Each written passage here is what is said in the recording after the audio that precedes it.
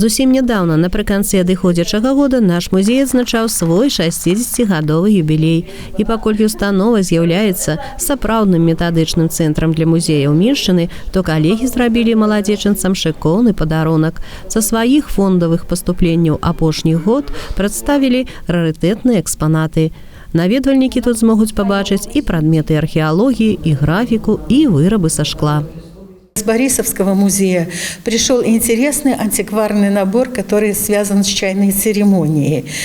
Кто-то, например, в первый раз для себя увидит интересный такой прибор, который называется бульетка. Это чайник, который ставили на миниатюрную газовую горелку. И можно было пользоваться в дороге, вода подогревалась. Тоже у вас металлический сервиз с чайником для заварки, большим подносом, сизечком, изящными щипцами для сахара. То есть очень красивый, интересный такой комплект, богато украшенный, и все такие вот моменты в его декорировании свидетельствуют о стиле модерн. Многіх зацікавяць здымкі, зробленыя салдатамі вермахта ў акупіраваным Лагойску 1941 годзе. Нягледзячы на значны прамежак часу, якасць фатаграфій выдатная. А вось Копальскі музей прадставіў цікавыя навясныя замкі і нетрадыцыйнай формы гіры, якімі карысталіся гандляры ў 18 стагоддзі. Аптычны посуд і прыборы для вымярэння ўнутрывочнага ціску, якія былі зроблены ў Санкт-Петербургу, прыехалі з Клецка. Есть уникальные предметы и из коллекции, связанной с иудейской обрядностью и этим культом. Например, миниатюрные тфилины, кого-то заинтересует минора.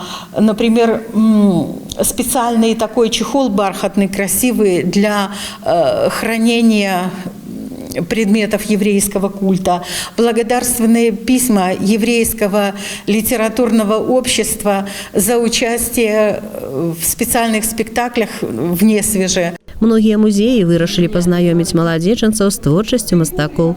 Сярод калекцыі графікі цікавымі пададуцца работы Васіля Шаранговіча, а творы Мікалая Аўчыннікава мясцовыя аматары мастацтва ведаюць добра.